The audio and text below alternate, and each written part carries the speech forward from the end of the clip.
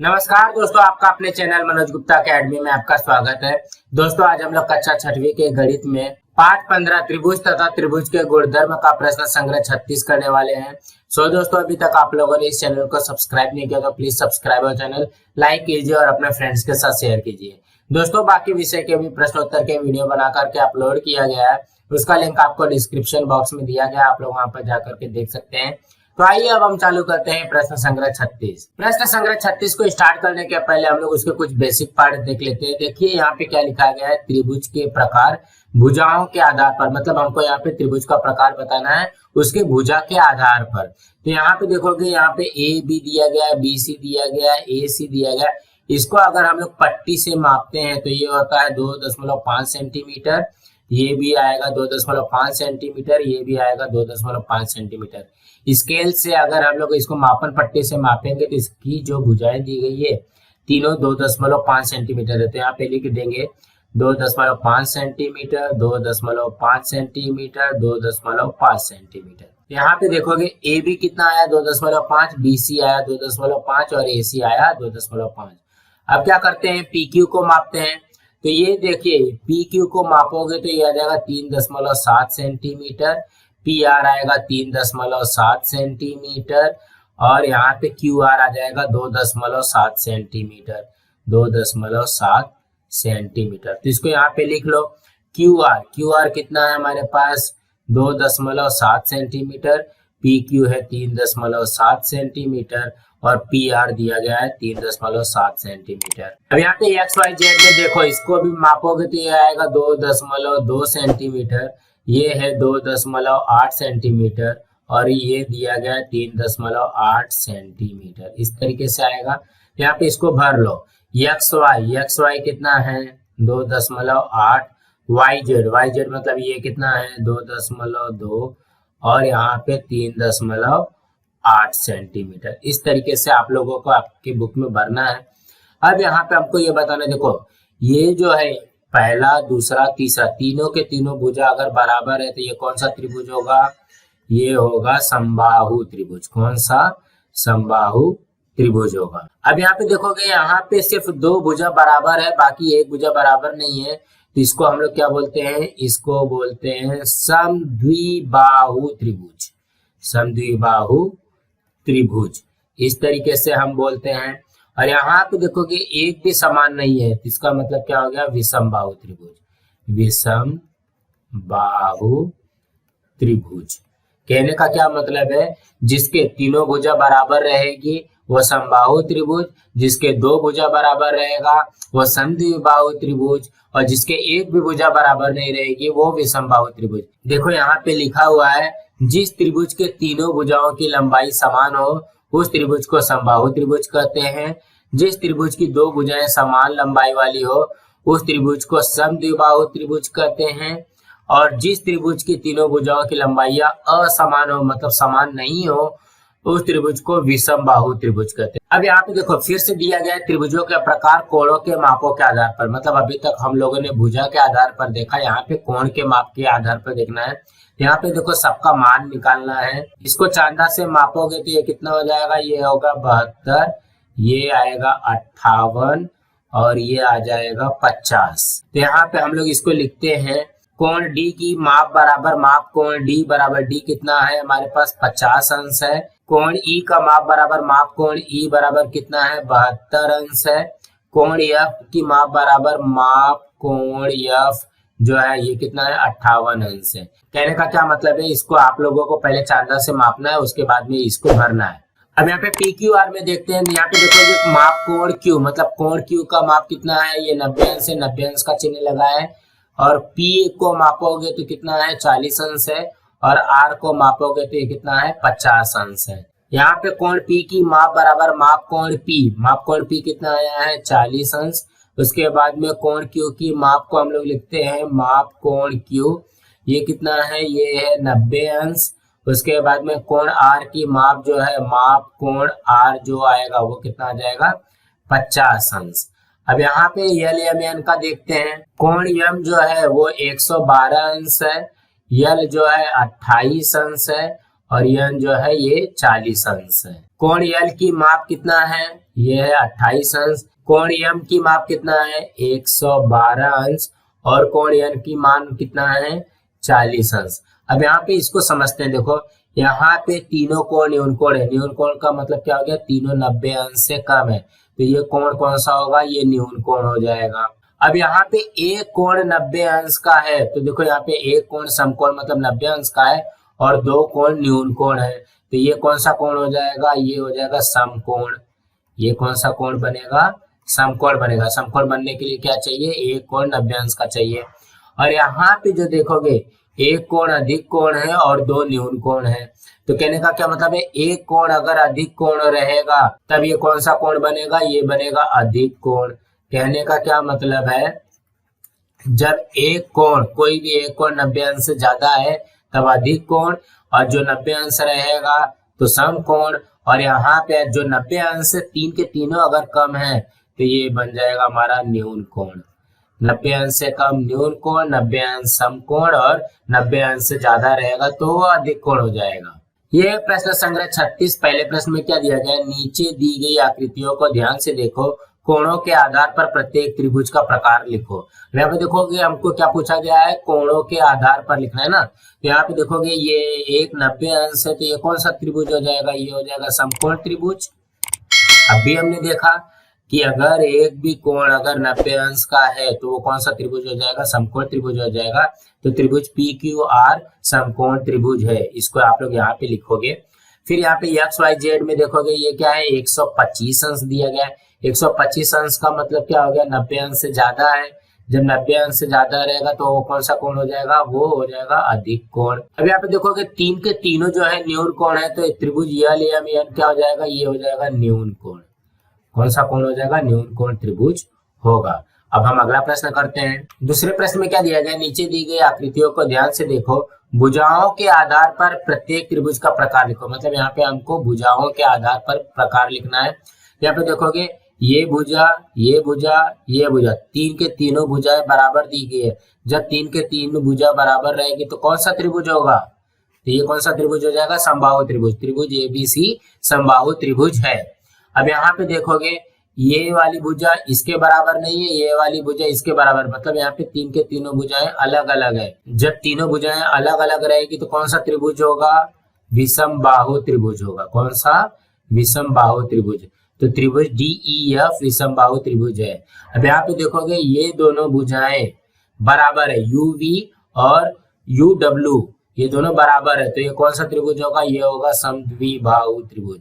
समद्विबाहु त्रिभुज हो जाएगा। त्रिभुज यूवीडब्ल्यू समद्विबाहु त्रिभुज है। इसी तरीके से करना है। अब हम अगला करते हैं। तीसरे प्रश्न में क्या दिया गया, आकृति में दिखाए अनुसार अविनाश अपने घर के पास खड़ा है।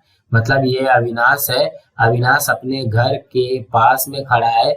विद्यालय तक जाने के लिए कुल 2 मार्ग है। मतलब अगर इसको अपने विद्यालय अपने स्कूल में जाना है तो वो ऐसे भी जा सकता है, या तो ऐसे ए से बी की तरफ जाकर के फिर ऐसे जाएगा।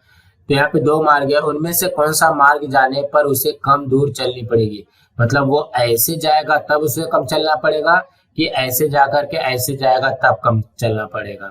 तो इसके उत्तर में लिखोगे मार्ग एसी सबसे कम दूरी वाला मार्ग होगा, क्योंकि त्रिभुज के गुणधर्म के आधार पर ए सी जो है वो कम होता है A B plus B C के। अगर ये ए सी से ऐसे जाएगा ये शॉर्टकट हो जाएगा, और ये ए बी और बी से ऐसे जाना पड़ेगा। तो जो त्रिभुज का गुणधर्म होता है वो त्रिभुज के गुणधर्म के आधार पर क्या है, ए सी का माप जो होता है वो A B plus B C के, मतलब A B plus B C से ए सी हरदम क्या होगा, छोटा होगा। इसी तरीके से करना है। अब हम अगला करते हैं। चौथे प्रश्न में क्या दिया गया है, नीचे प्रत्येक उप प्रश्न में त्रिभुज की भुजाओं की लंबाइयां दी गई है, उसके आधार पर प्रत्येक त्रिभुज का प्रकार लिखो। पहला क्या दिया गया, 3 सेंटीमीटर, 4 सेंटीमीटर, 5 सेंटीमीटर। तो हम लोगों को यहाँ पे पता चल रहा है, देखो भुजा की लंबाई दी गई है, तो इसका मतलब क्या हो गया, तीन के तीनों भुजाएं समान नहीं है, तो ये विषम बाहु त्रिभुज आएगा। इसके उत्तर में लिखोगे यह विषम बाहु त्रिभुज है। इसी तरीके से करना है, देखो यहाँ पे तीन के तीनों भुजाएं समान नहीं थी, तो ये विषम बाहु त्रिभुज हो गया। दूसरे में क्या दिया गया, 3.4 सेंटीमीटर, 3.4 सेंटीमीटर और यहाँ पे 5 सेंटीमीटर। तो यहाँ पे देखोगे 3.4 सेंटीमीटर 2 बार दिया गया, मतलब इसकी दो भुजाएं बराबर है। तो ये क्या लिखोगे, जब दो भुजा बराबर रहेगी तो एक कौन सा त्रिभुज होगा, यह समद्विबाहु त्रिभुज है। जब दो भुजा बराबर रहेगी तो क्या हो जाएगा, समद्विबाहु त्रिभुज हो जाएगा। अब हम अगला करते हैं। तीसरे में क्या दिया गया है, 4.3 सेंटीमीटर, 4.3 सेंटीमीटर, 4.3 सेंटीमीटर। कहने का क्या मतलब है, तीन के तीनों भुजाएं बराबर है, तो इसके उत्तर में क्या लिखोगे, यह समबाहु त्रिभुज है। तीन के तीनों भुजा बराबर रहेगी तो कौन सी त्रिभुज हो जाएगी, समबाहु त्रिभुज हो जाएगी। अब अगला करते हैं। चौथे में क्या दिया गया, 3.7 सेंटीमीटर, 3.4 सेंटीमीटर और 4 सेंटीमीटर। इसमें भी देखोगे, इसमें भी तीन के तीनों भुजाएं समान नहीं दी गई है, इसके उत्तर में लिखोगे यह विषम बाहु त्रिभुज है। जब तीन के तीनों भुजाएं समान नहीं है तो विषम बाहु त्रिभुज होगा। अब अगला प्रश्न करते हैं। पांचवें प्रश्न में क्या दिया गया, त्रिभुज की रचना करने के लिए नीचे त्रिभुज के भुजाओं की लंबाइयां दी गई है, भुजाओं की दी गई इन लंबाइयों द्वारा त्रिभुज की रचना करना संभव है या नहीं, कारण लिखो। यहाँ पे देखो पहले प्रश्न में क्या दिया गया, 17 सेंटीमीटर, 7 सेंटीमीटर, 8 सेंटीमीटर। तो यहाँ पे देखो नियम क्या बोलता है, त्रिभुज की किन्हीं दो भुजाओं की लंबाइयों का योगफल तीसरी भुजा की लंबाई से अधिक होता है। तो यहाँ पे लिखते हैं सबसे बड़ी भुजा, सबसे बड़ी भुजा क्या दिया गया, देखो 17 सेंटीमीटर। उसके बाद में अन्य दो भुजाओं का योगफल, तो 17 को छोड़ दोगे तो बचेगा क्या हमारे पास, 7 + 8 बराबर 15 सेंटीमीटर। तो यहाँ पे देखो हमको क्या बोला गया है, दो भुजाओं की लंबाइयों का योगफल तीसरी भुजाओं की लंबाइयों से अधिक होनी चाहिए। यहाँ पे 17 बड़ा हो जाता है इससे 15 से, तो यहाँ पे देखो ये वाली जो है अन्य दो भुजाओं की लंबाइयों का योगफल ज्यादा होना चाहिए था, लेकिन यहाँ पे क्या हो रहा है, कम हो रहा है। इसलिए त्रिभुज की रचना करना संभव नहीं है। कहने का क्या मतलब है, जो अन्य दो भुजाओं की लंबाइयों का योगफल अगर ज्यादा आ जाएगा तब वह रचना करना संभव हो जाएगा। अगला करते हैं। दूसरे में क्या दिया गया, 7 सेंटीमीटर, 24 सेंटीमीटर और 25 सेंटीमीटर। तो इसमें लिखते हैं सबसे बड़ी भुजा, सबसे बड़ी भुजा कितना दिया गया है, 25 सेंटीमीटर। उसके बाद में अन्य दो भुजाओं का योगफल, तो ये दोनों का योगफल कितना है, 7 + 24, 7 + 24 कितना हो गया, 31 सेंटीमीटर। अब यहाँ पे देखते हैं 25 बड़ा है कि 31 बड़ा है, 31 बड़ा है ना। जब 31 बड़ा रहेगा मतलब अन्य दो भुजाओं की लंबाइयों का योगफल बड़ा है, इसलिए त्रिभुज की रचना करना संभव है, संभव है। अब हम अगला करते हैं। तीसरे में क्या दिया गया, 9 सेंटीमीटर, 6 सेंटीमीटर, 16 सेंटीमीटर। तो यहाँ पे लिखोगे क्या, सबसे बड़ी भुजा, सबसे बड़ी भुजा। सबसे बड़ी भुजा कितना दिया गया, 16 सेंटीमीटर। उसके बाद में क्या लिखोगे, अन्य दो भुजाओं का योगफल। तो क्या हो जाएगा, देखो 9 प्लस 6, 16 छोड़ दोगे तो 9 प्लस 6 बचता है, 9 6 15 सेंटीमीटर। अब मुझे बताओ 16 बड़ा है कि 15 बड़ा है, 16 बड़ा है ना, 16 बड़ा है मतलब सबसे बड़ी भुजा बड़ी हो गई, इसलिए त्रिभुज की रचना करना संभव नहीं है। क्यों नहीं है संभव, क्योंकि हमको अन्य दो भुजाओं की लंबाइयों का योगफल बड़ा चाहिए। यहाँ पे देखोगे ये वाली जो भुजा है, अन्य दो भुजाओं की लंबाइयों का योगफल बड़ा नहीं है, इसलिए त्रिभुज की रचना करना संभव नहीं है। अब अगला करते हैं। चौथे में क्या दिया गया, 8.4 सेंटीमीटर, 16.4 सेंटीमीटर और 4.9 सेंटीमीटर। यहाँ पे लिखते हैं सबसे बड़ी भुजा। सबसे बड़ी भुजा कितना दिया गया, 16.4 सेंटीमीटर। उसके बाद में क्या लिखोगे, अन्य दो भुजाओं का योगफल।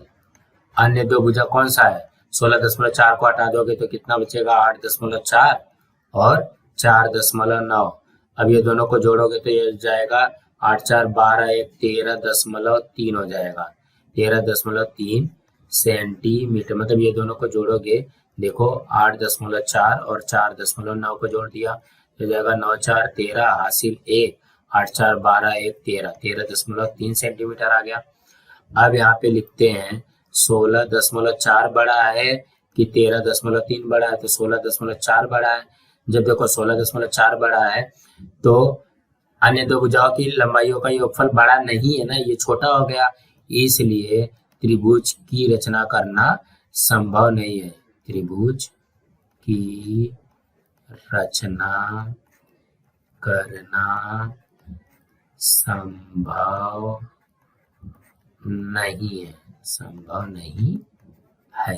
अब हम अगला प्रश्न करते हैं। पांचवें प्रश्न में क्या दिया गया, 15 सेंटीमीटर, 20 सेंटीमीटर और 25 सेंटीमीटर। तो सबसे पहले यहाँ पे लिखते हैं सबसे बड़ी भुजा। सबसे बड़ी भुजा कितना दिया गया है, 25 सेंटीमीटर। और क्या लिखेंगे, अन्य भुजाओं का योगफल। क्या क्या बच रहा है, 15 और 20, 15 20 कितना होगा, 35 सेंटीमीटर। अब मुझे बताओ 25 बड़ा है कि 35 बड़ा है, यहाँ पे 35 बड़ा है। 35 बड़ा है का मतलब क्या हो गया, अन्य भुजाओं का योगफल बड़ा है, इसलिए त्रिभुज की रचना करना संभव है। त्रिभुज की रचना करना संभव है, इसी तरीके से बनेगा। अब हम अगला करते हैं। छठवें में क्या दिया गया, 12 सेंटीमीटर, 12 सेंटीमीटर और 16 सेंटीमीटर। तो यहाँ पे लिखते हैं सबसे बड़ी भुजा। सबसे बड़ी भुजा कितना दिया गया है, 16 सेंटीमीटर। उसके बाद में क्या लिखोगे, अन्य भुजाओं का योगफल। अन्य भुजाओं का योगफल क्या हो जाएगा, क्या क्या बच रहा है, 12 धन 12 बच रहा है, तो 12 12 कितना होता है, 24 सेंटीमीटर। अब कौन सा बड़ा है, 16 बड़ा है कि 24 बड़ा है। अब यहाँ पे देखोगे 24 बड़ा है। जब 24 बड़ा है तो क्या बड़ा है, अन्य भुजाओं का योगफल बड़ा है। जब अन्य भुजाओं का योगफल बड़ा है तो इसलिए त्रिभुज की रचना करना संभव है। संभव है कहने का क्या मतलब है, हम लोगों को सिर्फ ये देखना है कि अन्य भुजाओं के योगफल जो है वो बड़ा होना चाहिए, बस। दोस्तों आज हमारा यहाँ पे प्रश्न संग्रह 36 कंप्लीट हुआ। दोस्तों आप लोगों को ये वीडियो कैसा लगा आप लोग कमेंट बॉक्स में जरूर लिख करके बताइए, और इस वीडियो को ज्यादा से ज्यादा लाइक कीजिए, अपने फ्रेंड्स के साथ शेयर कीजिए ताकि उनको भी प्रश्न संग्रह 36 मिल सके, और इस चैनल को सब्सक्राइब कीजिए। नमस्कार दोस्तों।